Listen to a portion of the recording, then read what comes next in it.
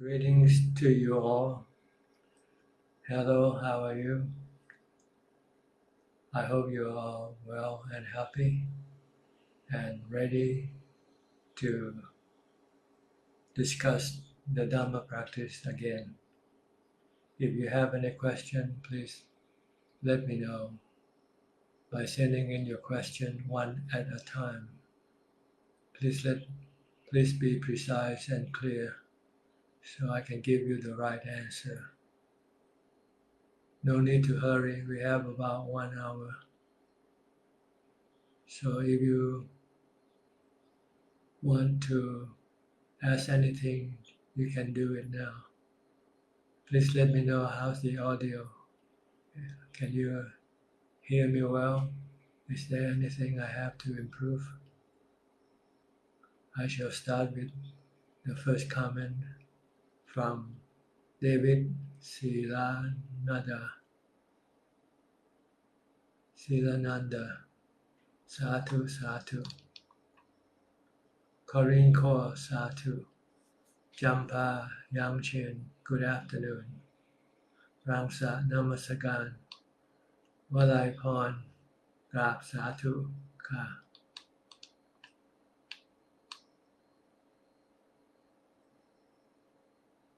Jampa Yangchen, audio good, thank you. Sunil Changma, Namo Buddhaya. May all the creatures of the world be happy.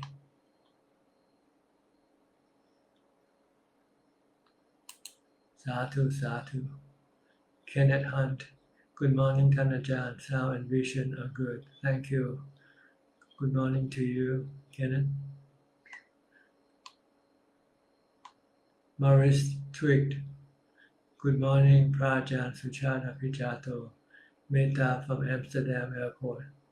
How is your health? Anumodana, sadhu. Thank you. I'm well. Getting older though. Getting older by the day. And sooner we'll no longer be in this world. This world is a temporary place, like an airport, waiting for the next flight. When my flight comes, then I'll take on the flight, and leave this world behind. So shall everybody. So let us not be deluded by thinking that we're gonna live on this earth forever. We are waiting for our own flight. We will have to take off one day, sooner or later. So it's better to prepare and get everything that you want with you. Take everything that you can take with you. Don't get things that you cannot take with you, like money. You can take the Dhamma with you. You can take charity, Dhamma, Sila Dhamma, and Pavana Dhamma with you, which will support you and gives you peace and happiness. Upui Kumara, good morning, Long Po. Upui from Sri Lanka, thank you. Augustine Florio, good morning, Tanajan. Good morning to you. James Ong, Satu, Satu. Audi Aha, Satu. Jake Ling Tan, good morning, Tanajan. Very cool airport analogy. Yes, we are waiting for our flight. Have you got all your things ready? Check your luggage. And take what you need. What you don't need or you cannot take, don't take it with you. Immigration won't allow you to take things that they won't let you take onto the flight. Morris Twig, beautiful teaching, thank you. Ajahn Suchart. John McAvoy,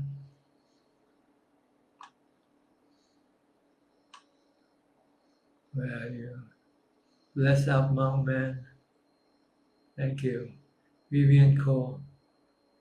Deep, no fear. Sadhu, Sadhu. Pasana, Namaskaran, Ajahn. The sound and vision is clear. I try to take Dhamma with me in my flight. Yes, that's the only thing you can take with you.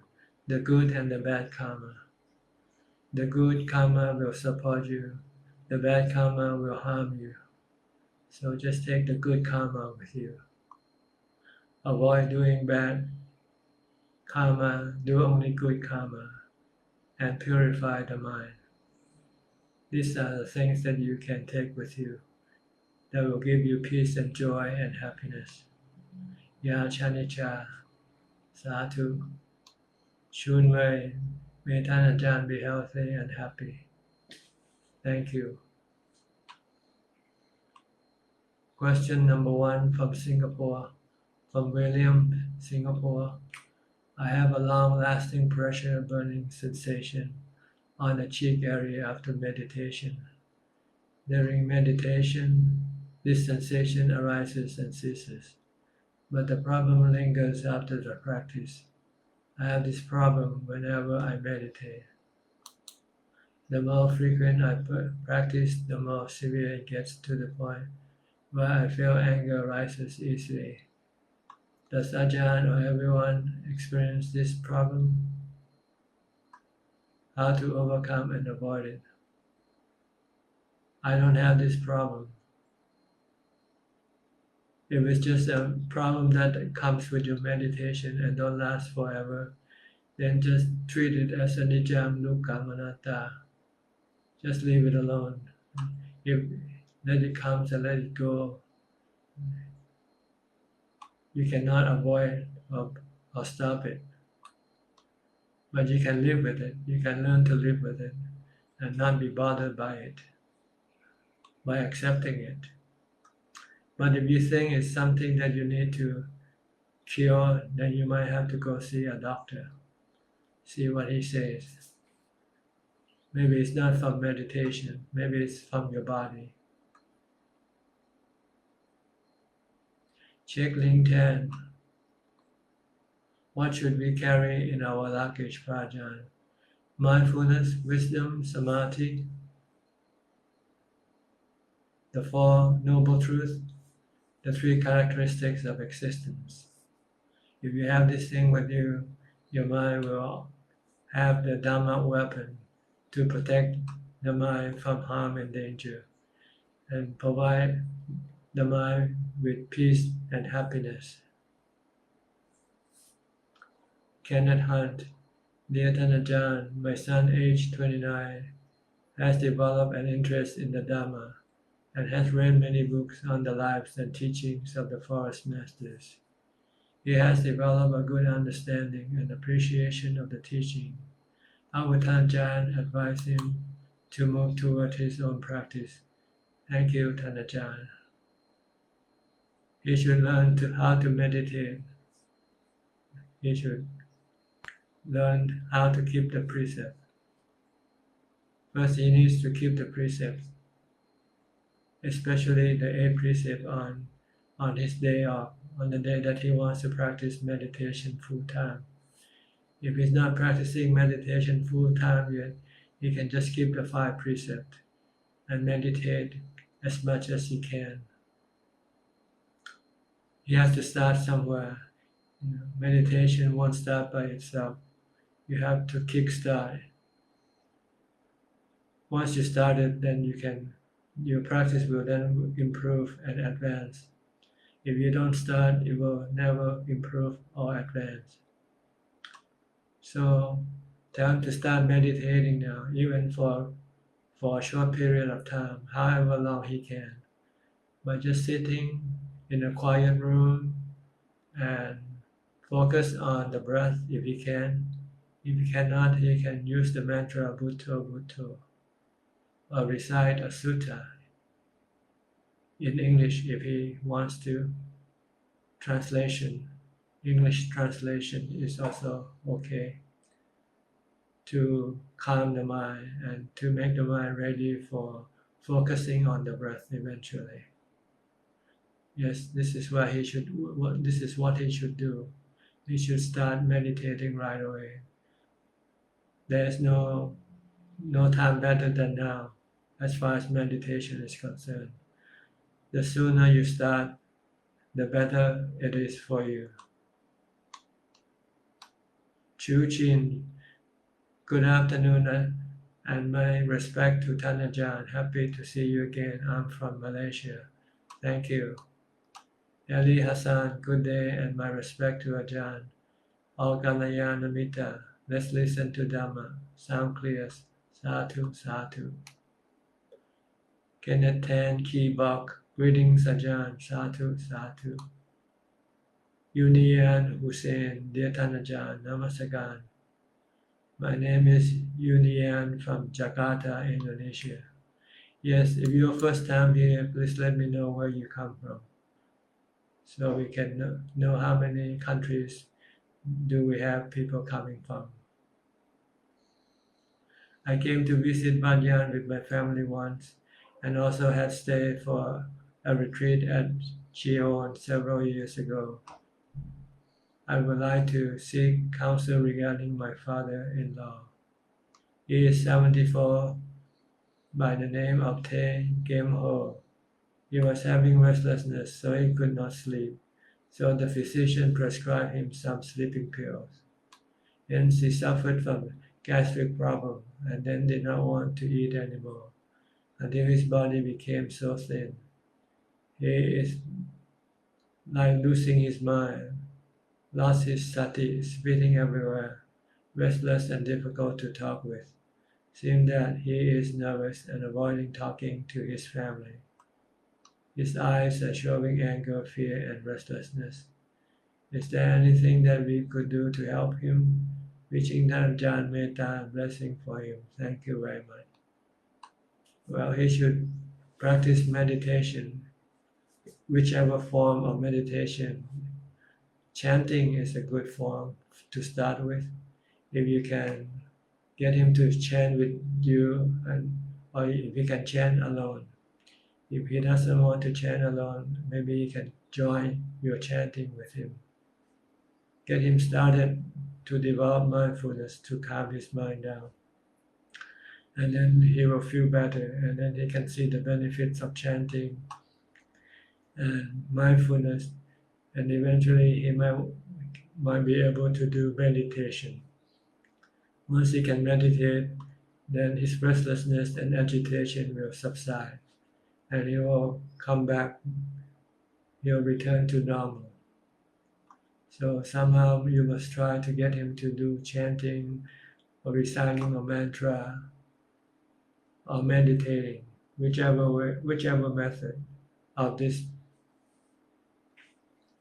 practice is good for his mind. It will help to calm his mind down. Irene Uy, good afternoon, Ajahn and everyone in the Dhamma. Sadhu, sadhu. Pupuis C. Kumara, dear Ajahn, in Buddha's time, there was a pandemic in town, Vishala. So upon request of the king, the Lord Buddha visited the city and chanted Ratana Sutta and ended the pandemic. Like that incident, if the kind request from Ajahn to help to heal this pandemic situation, will the Arahant accept the invitation to help to end the pandemic using the power of Buddha, Dhamma, and Sangha?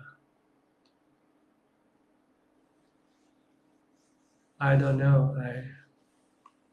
I don't know what to say. You just have to invite and see if he accepts your invitation or not. But to me, I think what the Buddha did was not to stop the pandemic, but to stop the suffering in the mind of people by teaching them to accept the truth of impermanence, that life is impermanent, that we are all subjected to aging, sickness, and death. Whether we have pandemic or not, these things don't change. We will get old, get sick, and die anyway. Once the people can accept this truth, And the pandemic doesn't mean anything. Chi Chin Chuan, dear Ajahn, is there a difference between wisdom and intelligence? Well, it depends on the subject matter. If you know the three characteristics of existence, know the Four Noble Truths, then this is called wisdom. But if you know things like science, knowing things like mathematics, this might be considered to be intelligent. Wisdom in Buddhism specifically means that you know the nature of all existence as being anicca, dukkha, anatta, and you know that dukkha arises from your craving. And to get rid of your dukkha, you have to get rid of cravings by the practice of sila, samadhi, and wisdom. Sagor Baroa, Bandana, and good morning, Pajan, with due respect. I want to ask the Venerable One that if everything is hosted, is not self, and full of dissatisfaction, why do we do good karma as nothing is not mine? Well, you do good karma to help you get rid of your delusion. Right now, you still have this delusion of a self in everything. So you have to do good karma and stop doing bad karma and purify your mind in order for you to be able to see clearly the truth of anatta, that there is nothing in this world, in this entire universe, as having a self. Everything are natural phenomena. Why should we strive on the practice? So that your mind will be able to see clearly and let go of your attachment to the thought of a self. Hope Venerable One will help me. Thank you. You're welcome. I hope my answer is clear to you. We have to do good karma, we have to avoid bad karma and purify the mind, because this is the way to make the mind see clearly the truth of anatta. Acha Sunthorn Pitak, dear Ajahn, Sadhu, Sadhu. Kim Bun Chu, Sadhu, Sadhu. Sunny Lim, good day, Ajahn. Thanks so much for teaching us the Dhamma. Sadhu, Sadhu. Yo SC, my respect to Tan Ajahn from Malaysia. Susanto Nerdy, good morning, Ajahn. Chi Chin Chun, dear Ajahn, if we follow the 5 precepts faithfully, will we have good rebirth? Yes, you will at least be born as a human. You won't be reborn as an animal or exist in hell. So the 5 precepts will guarantee your good birth, your human birth, for sure. And if you want to go higher than the human birth, you will have to also do charity. Keeping the 5 precepts and doing charity will send your mind up into the heavenly realms.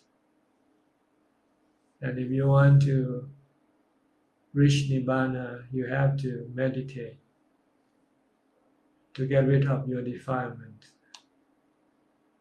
Vi Sheng Chua, what causes you to have faith in Buddhism? The knowledge about Buddhism will cause you to have faith in Buddhism. If you study Buddhism, eventually you will have faith in Buddhism. So study the teaching of the Buddha, the Dhamma, and the Sangha. Study the life of the Buddha and the Sangha, noble disciples. Once you know who they are, then you will have faith in them and will want to follow their teaching. Agnes Leon, Sadhu, Sadhu. Dear No Fear, Dave No Fear, dear Tanajan, I often wake up and look at the watch I see at 4 a.m. My mind tries to interpret the significance of this, but doesn't find an interest in starting meditation at that early hour. Please advise how to overcome this hindrance. Well, as soon as you awake, you should get up. Don't lay in bed. Get up and do walking meditation or standing meditation right away. If you still lay down, then you'll feel lazy. But you have to force yourself. Look at meditation like a pot of gold. It's time for you to collect more gold for your possession. Think of meditation as collecting gold. Gold is precious. So when you wake up, when you know there's gold waiting for you to be had, then you will get up right away and go collect your gold.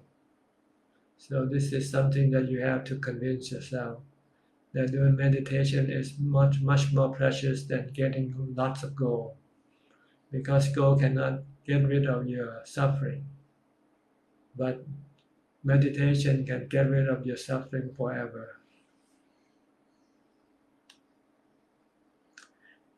Wei Cheng Chua, if there any evidence of rebirth, you are the evidence of rebirth. Who else? We are all the evidence of our rebirth. If there's no rebirth, we won't be here today. It's due to rebirth that caused us to be here today. Okay? Look at the Buddha, he's not here anymore. See? He has no rebirth anymore. And all the past noble disciples, they don't come back anymore. But we keep coming back to this world again and again and again, to suffer again and again and again. So we are the evidence of rebirth. If we're not here, then there will be no rebirth for us. Yulian Hussein, Sadhu, thank you so much for your advice and Dhamma. You're welcome. Lee Kim Lim, Sadhu, Sadhu. Chan Linda, Sadhu. Wei Cheng Chua. What are the Buddhist ways to overcome black magic? Just ignore it. There's no black magic is not real. It's just your belief. So just don't pay any attention. People who don't pay attention to black magic doesn't have to overcome them. It's only people who believe in black magic and feels being influenced by black magic. But there's no real black magic. Ginny Lin, the real black magic is the law of karma. The law of karma is the thing that causes you consequences, good and bad consequences. Nothing else that can cause good or bad things to you. It's the law of karma. Your good and bad karma is the one that will give you good or bad consequences. Jinilin Poor, Satu Satu, Anamoda Mi.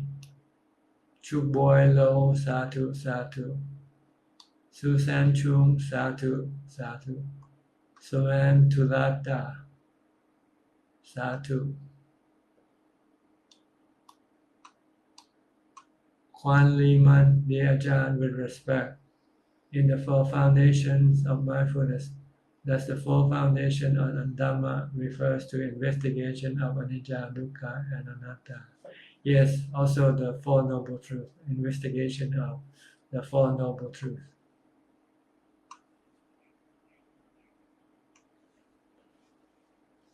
Suman Tulada, Sadhu Wongdana Bante, Sadhu Sadhu. C.K. Sai, thank you very much for your time and teaching, Bante. You're welcome. Alvin Chua, Namaskar Ajahn. Anumodana for sharing the Buddha teaching, Sadhu, with Metta from Singapore. Sampyu Chai, Namaskar Ajahn from Indonesia. Jacqueline Law, can we combine the Vipassana meditation with Metta meditation or should be done separately?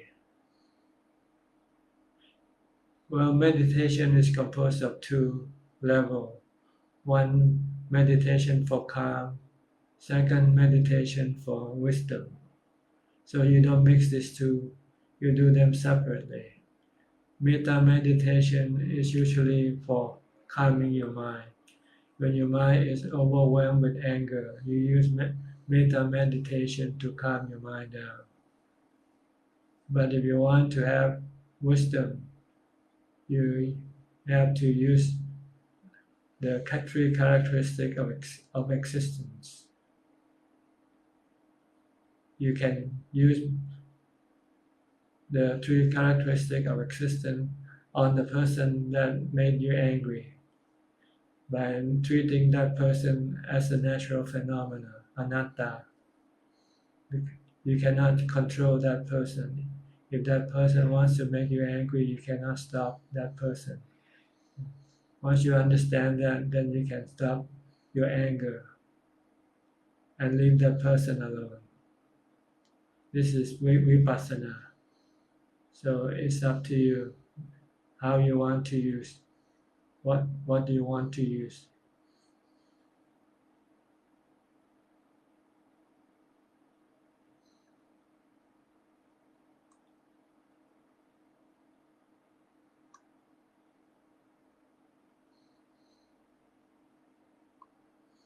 Ong Eng Eng Satu.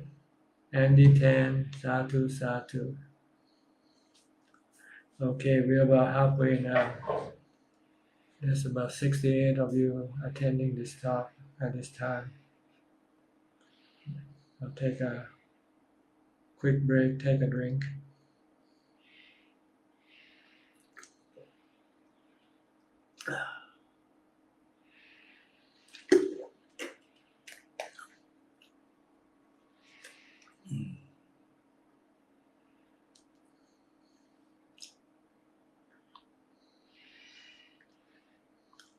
Kupui Kumara, dear Longpo, again, I am from Sri Lanka.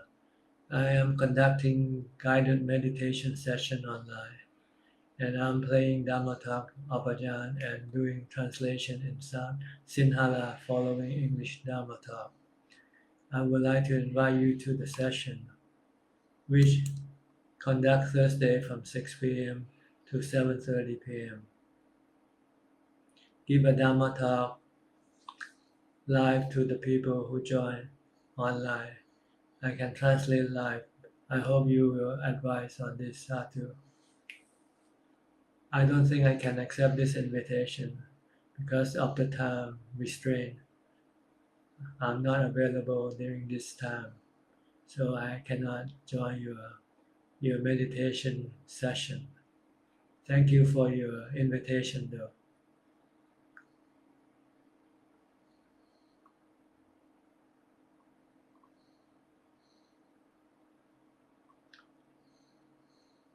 From Martina Pawahaha. Dear Ajahn, when I read your autobiography, I suddenly went into meditation. Why I'm not really a meditator? Did you put something in your book?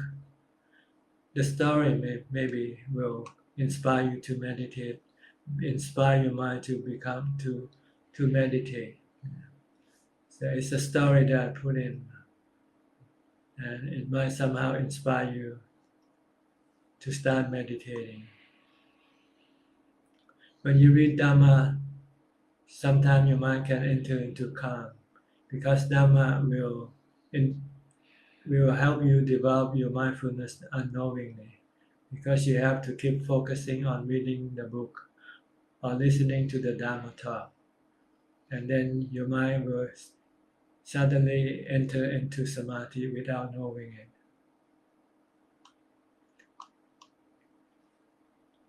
Question number 2 from William, Singapore. I usually practice once or twice each day for about 1 hour, 1.5 hours. I started with either body contemplation, then continue on with samatha. for Brahmahavihara or go straight to breath meditation. The problem of burning sensation is more prominent if I go straight to breath meditation, but less if I do samatha and then vipassana. Please advise, thank you. I think it's your defilement is causing this problem. Your defilement doesn't want to be restricted. It wants to think, it wants to go do things. So when you force it to focus on the breath, then it will react by causing this sensation. So I wouldn't worry about this sensation. If you cannot focus on your breath right away, you can do chanting first, or listening to Dhamma talk first, just like the person previously who read Dhamma book like my biography, and this will help the mind to focus. And then the mind can then meditate easier that way.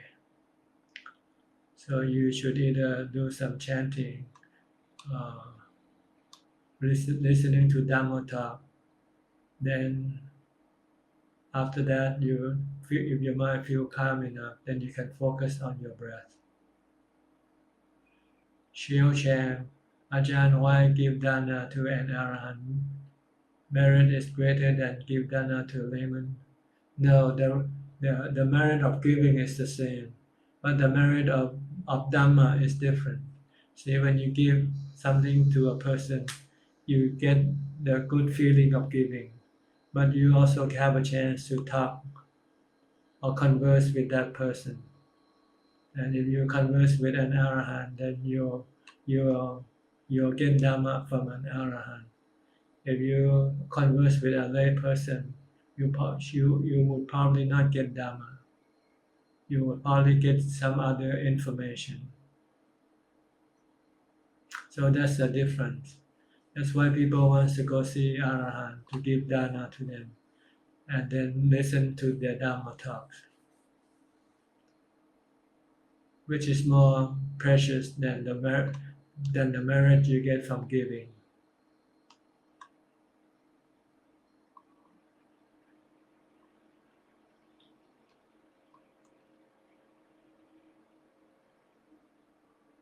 Sam Captain, Namaskaran Ajahn from Laos, Sadhu Sadhu. Lin Yu Meng Sadhu. Aranut, dear Ajahn, recently when I listened to Dhamma talk while sitting meditation, my mind started neglecting the sound. Sometimes it was like the volume was gradually turned down. Should I continue listening to Dhamma talk while sitting meditation? Thank you very much. If it helps you to calm your mind down, if you find it more difficult to listen because maybe your mind is going inside and you cannot hear the Dhamma talk, then you just focus on your breath instead. It means your mind is becoming more calm, and then it will begin to not hear the sound. So you should just then focus on the breath instead of the Dhamma talk. Dui Han, hello Ajahn. Sadhu, Sadhu. Hui Lin Lao, Sadhu, Sadhu.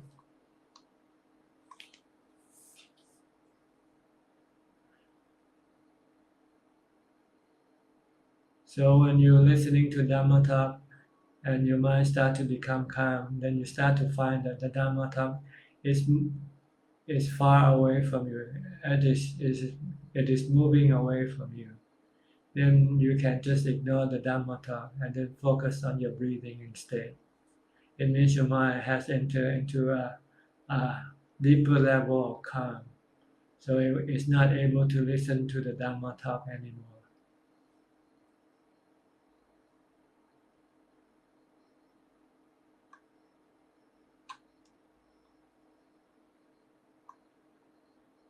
Hui Lin Lao, Sadhu, Sadhu. Lim Cheng Xuan, Sadhu, Sadhu. Nabiti Namaskaran Ajahn from Medan, Indonesia. Thank you. Leong Yu Meng, good day, and Suk Ho Tu to Ajahn Suchart and all in the Dhamma. Mayท่านAjahn be well and happy, peaceful. May all be blessed by the Noble Triple Gem, Metta from Malaysia. Thank you very much. Ayen Lim, Satu, Satu.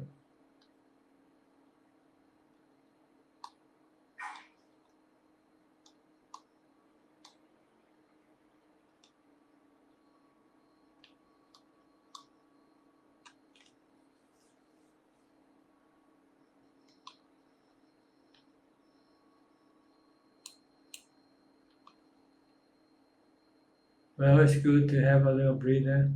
No question, no comment to read.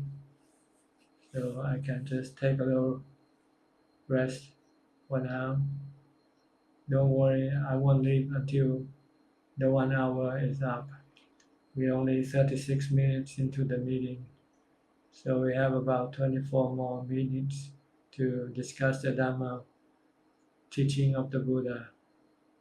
If you have any question concerning the practice of charity, the practice of keeping the precept, the practice of meditation and wisdom, development of wisdom, you are welcome to send in these questions. These are the information you need in order to develop these three qualities of dana, sila, and pavana. These three practices will help purify your mind of your defilement. If you give to charity, dana, you will get rid of some of your greed and your selfishness. Same thing with keeping the precepts. Also, besides getting rid of selfishness, your greed, you also get rid of your anger by keeping the precepts. If you're angry at someone and you want to hurt someone, but if you're keeping the precept, then you will not be able to do it. Then eventually, if you don't do it, then your anger will disappear. And when you meditate, you also get rid of your greed, hatred, and delusion. Or the first level, you get rid of it temporarily when you enter into jhana. After you come out from jhana, you develop wisdom to get rid of your greed, hatred, and delusion permanently. By seeing that everything that you are dealing with are illusions, they are not real, they are not worth your effort to go after them. Because whatever you get, you will lose them. They are like bubbles. This is wisdom, to see that everything in this world are like bubbles. No matter how much you acquire, sooner or later all these bubbles will burst, will disappear. And they cannot solve your problem of suffering, of rebirth. It's only by not having any desire or craving for this thing will solve your problem of rebirth and suffering.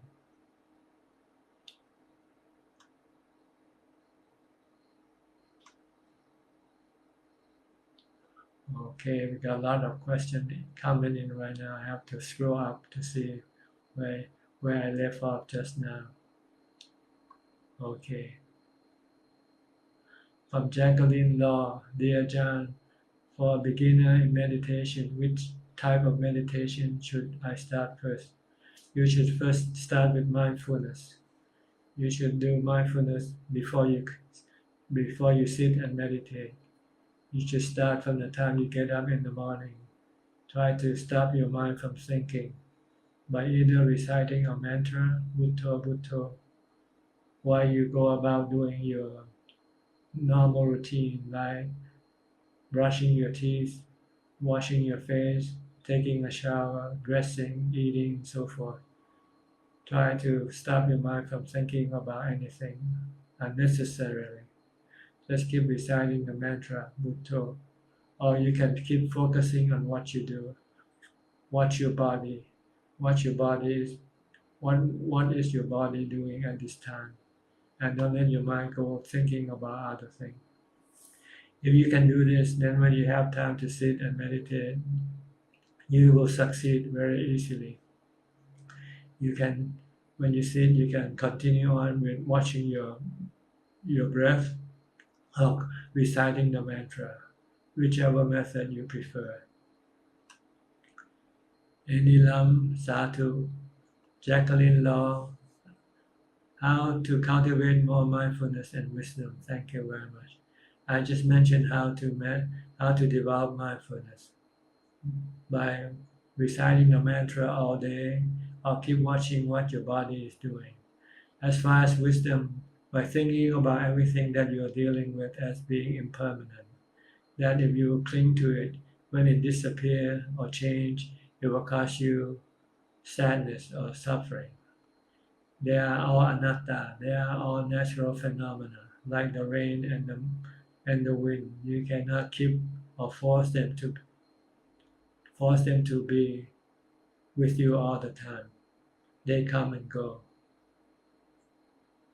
Fat Choi Chong, Satu, Satu, Satu. Kwan Li Man, dear Ajahn, we chant a mantra to keep the mindfulness and to stop thinking. What if the mind is quiet? Then you'll be happy. You'll be amazed by when the mind stops thinking. When the mind becomes quiet, you'll find peace and satisfaction and contentment. And you would not want any other thing except apart from the quiet mind. The quiet mind is the best thing to have. The Buddha said nothing is as good as a quiet mind. Because the happiness that arises from a quiet mind is more superior than any other type of happiness. Joanne Lim Chu Yin, dear Ajahn, greeting from Malaysia, Satu Satu. Chiao Chan, dear Ajahn, is Sotapanna not bothered by pain, feeling during sitting meditation? Yes, if he is not bothered by pain, full feeling, or bothered by the death of the body. He has let go of his attachment to the body because he sees that the body isn't him. He is the mind, he is not the body. Leung Yu Meng, question, how can one understand the Dhamma and its practices with full understanding without all the defiled and unwholesome speech, thoughts and action? Thank you.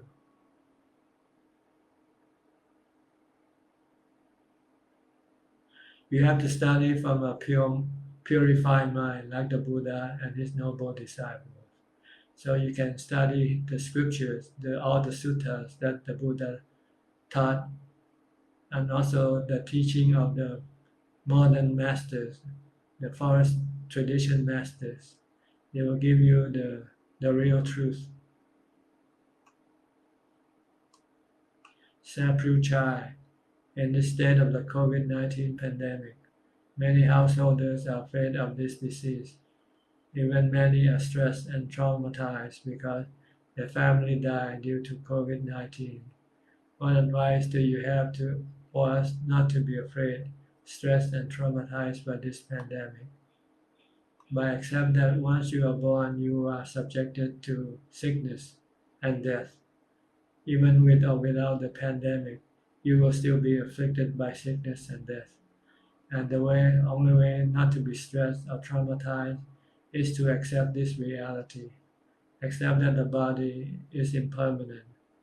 Accept that the body is not you. You are not the body. What happens to the body doesn't happen to you. You are just the mind who happens to use the body as an instrument to do what you want to do. That's all. So when anything happens to the body, it doesn't happen to you. The BT, the Ajahn, when we face to face with pain, we can see the truth of suffering. Can Ajahn explain this? Well, this is what is there to explain? You can see the truth. Talking about it, you cannot see it. You have to face. You have to feel the pain. Then you know then that that that the body, having a body, is suffering. It's better not to have a body. So it's better not to have rebirth, because when you are reborn, you will have a body, and then this body will be subjected to painful feelings. If you don't have a body, then you will not have to experience the painful feeling of the body.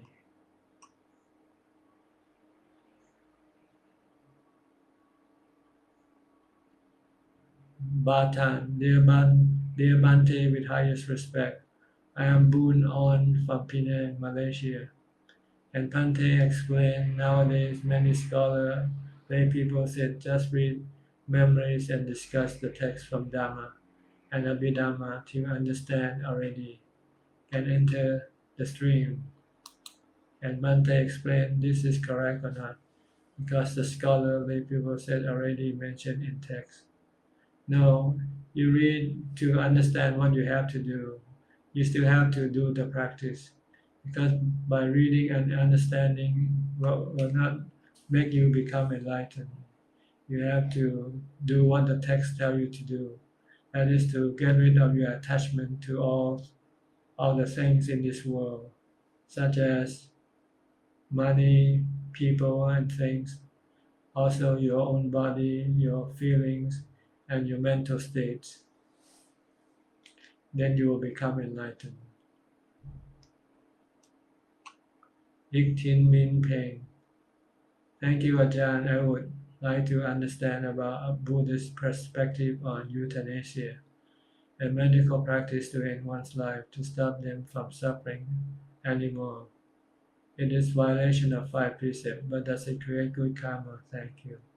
No, it is not the right way to deal with this problem. See, the right way to deal with problem is not to have a body, because even if you stop this body from functioning, you will reborn and take up a new body again, and you'll face the same old problem again.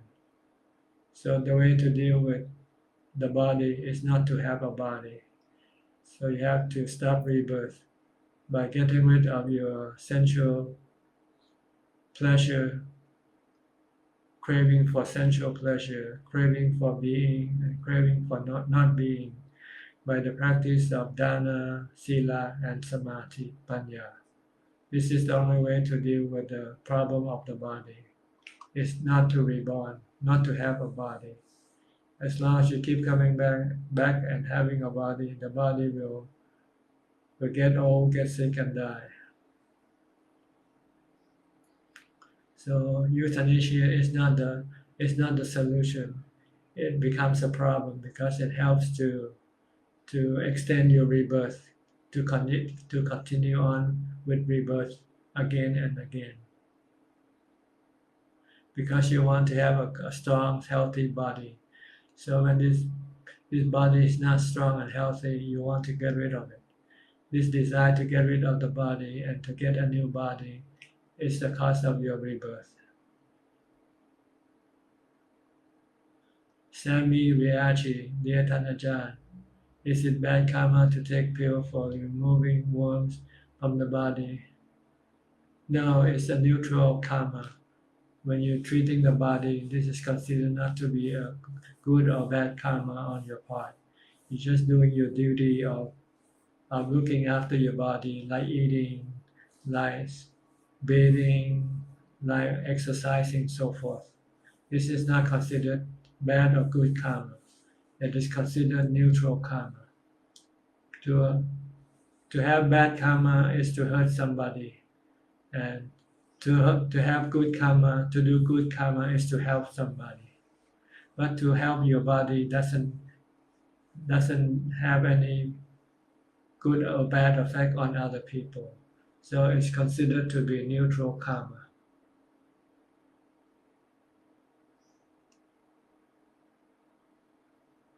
Unian Hussein. Question number 2. Seek advice from Ajahn.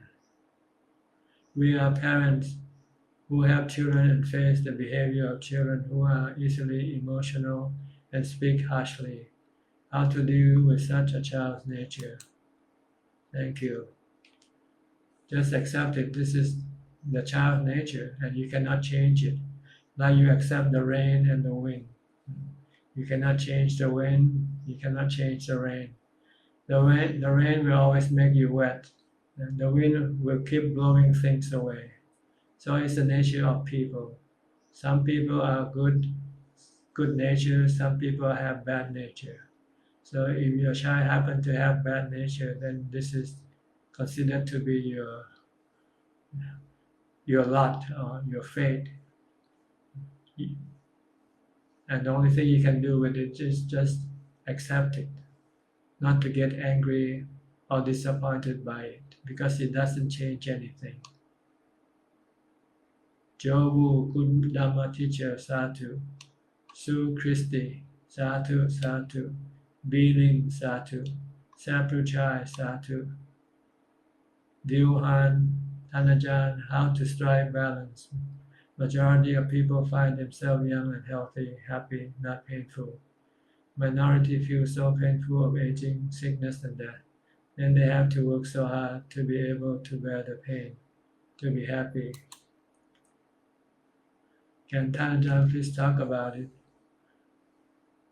Well, people have healthy body and some people have not have healthy body. This is the consequence of their past karma. If they did bad karma, they can sometimes get a bad body, an unhealthy body. So it's something that you just have to learn to accept and live with it. Don't try to deny it, because by denying it will cause your mind to be unhappy. But if you accept, okay, this is the way it is for me, then you will not feel unhappy. You can be happy regardless of what your body is. It depends on how your attitude is toward your body. You just have to have a reality attitude. Be a realist, not try to be a dreamer. When you have something bad, don't dream about having something good, because it doesn't change the reality. It's better to embrace the reality and say that this is the way it is for you. And you just have to learn to live with it. If you can live with it, then you can be happy. So this is my thoughts about having the body, good or bad. If you have good body, just be thankful. That probably was your good karma. And if you have bad body, then just think of it as the consequence of your bad karma. And if you're gonna have a new body, then try to keep doing good karma and avoid doing bad karma. But if you have bad body right now, just learn to live with it. Then you will not be sad or unhappy. You can go on your life normally with a good or bad body, doesn't matter. As long as you have the right attitude. And that is to accept reality for what it is. Don't try to change reality when you cannot do it. Soante, Sadhu. Beng Chu, Sadhu, Sadhu. Jo, pain is actually good when one is meditating. It makes you alert, awake, and sensitive, and not lazy. That is why pain is the key to further development in mind purification. That's right. This is a good attitude to look at pain, full feeling of the body. Chi Chin Chuan. When someone is doing something wrong, for example, someone kills mosquitoes, in his mind he thinks he is doing mankind a good deed. Does he have good or bad karma since he has good intention? It's bad karma because it hurts the mosquitoes. If he does something, he should not hurt anybody. Then this can be good deed, good karma.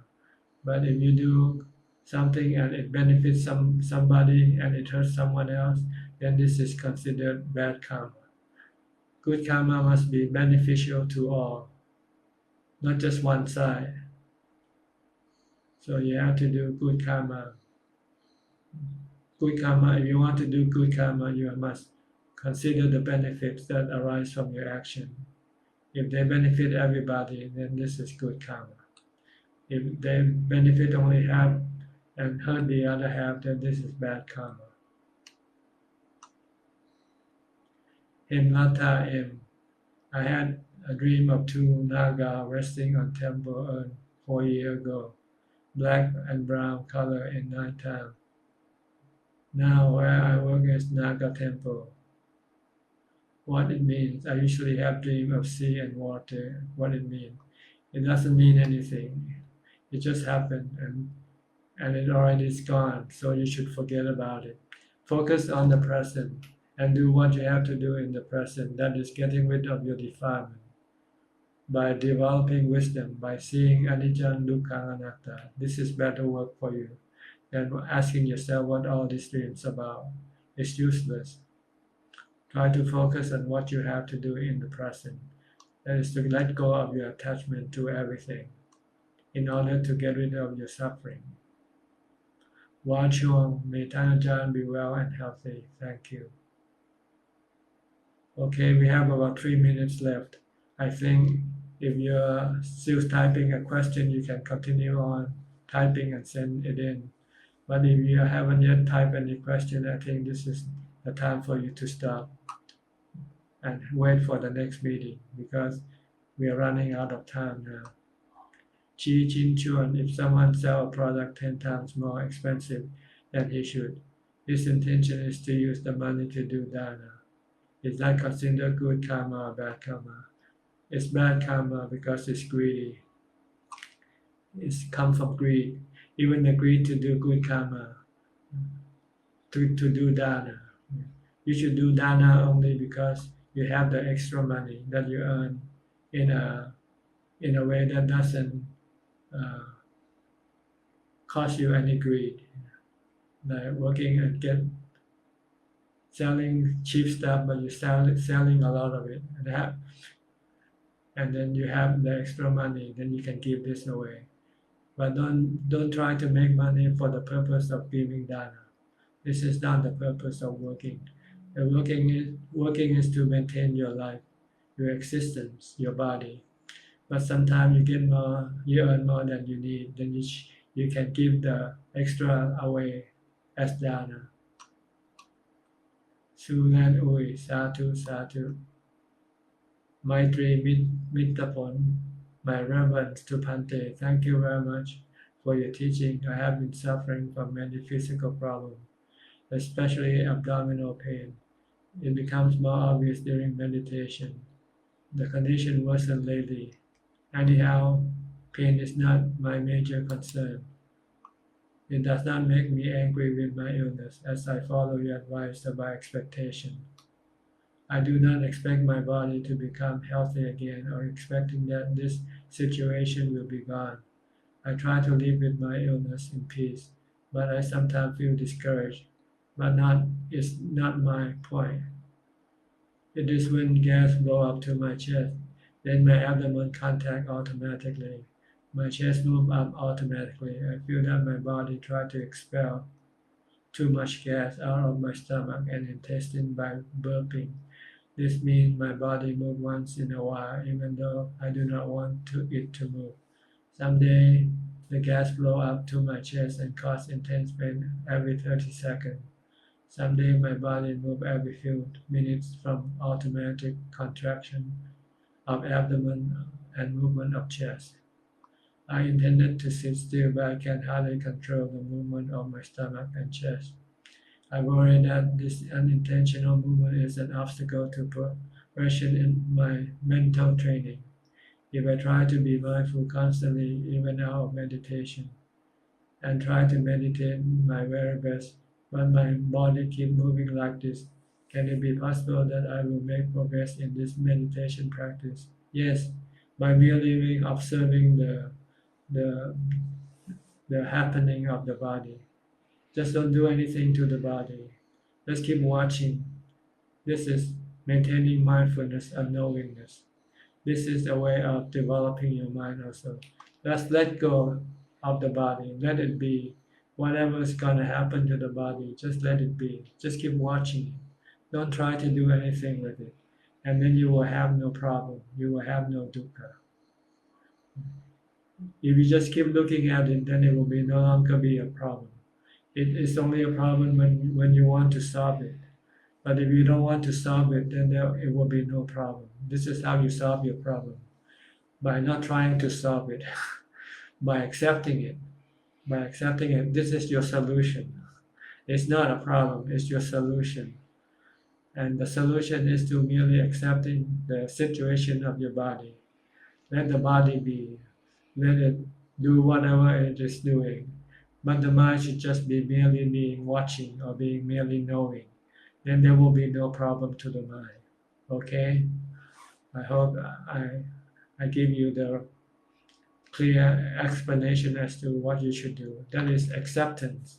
Acceptance of the situation of your body. Don't try to change it. Don't try to fix it or do anything.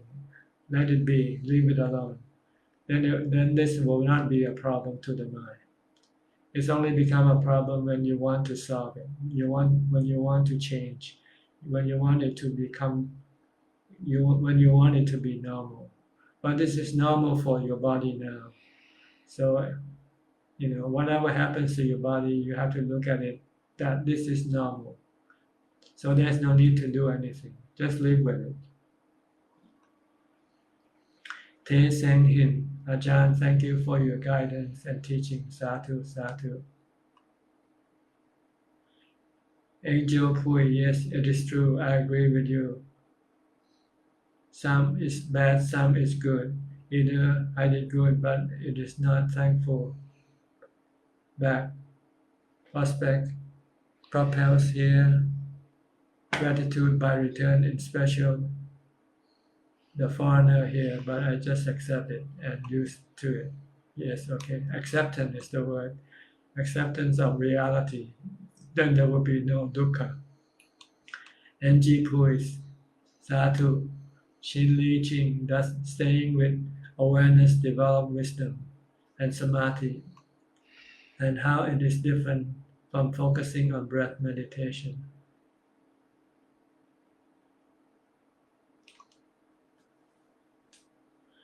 Staying with awareness, develop mindfulness. And once you have mindfulness, then you can meditate to get into samadhi. And once you have samadhi, then you can then develop wisdom. Leong Yu Ming is in this mundane world of ours, and like the Buddha before Parinibbana, we need a physical body as a tool to achieve our goal of attaining enlightenment. Why can't we temporarily have a physical body to cross to the other shore of liberation and then eventually abandon the raft and body completely, metta?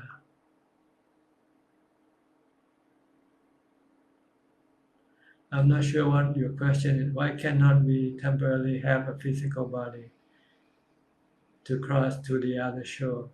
You already have a body. So what do you mean by have a temporary physical body? I don't understand. You already have a body. Then you use this body as a raft to take you across to the other shore. Once you got to the other shore, then the body will no longer be in need. You will not need to have the body anymore. Okay.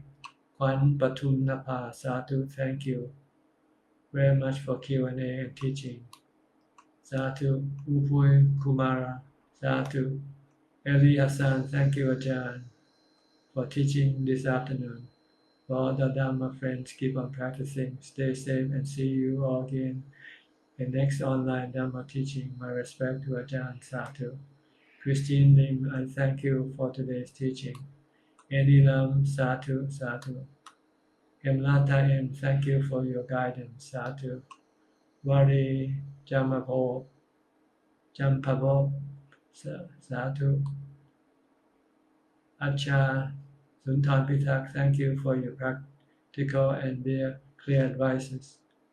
Prajan, be healthy. Thank you. Jacqueline Law, Pante, thanks for teaching.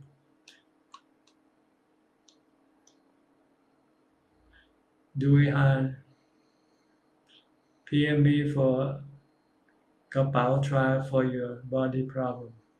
Okay, this is a message to someone from Dui Han. All right, I think this is about time for us to part again because our time is up. Thank you very much for your participation in this Dhamma discussion. I hope it is of some benefit to you and help you advance in your practice. In the meantime, please stay safe, stay healthy, and stay mindful, and keep practicing the Dhamma teaching of the Buddha. And you will advance in your practice and eventually reach your goal of enlightenment. Okay, thank you very much. And if nothing happens, nothing bad happens, if everything goes well, I'll see you again next Sunday at around this time or later, a little bit later. Thank you and goodbye.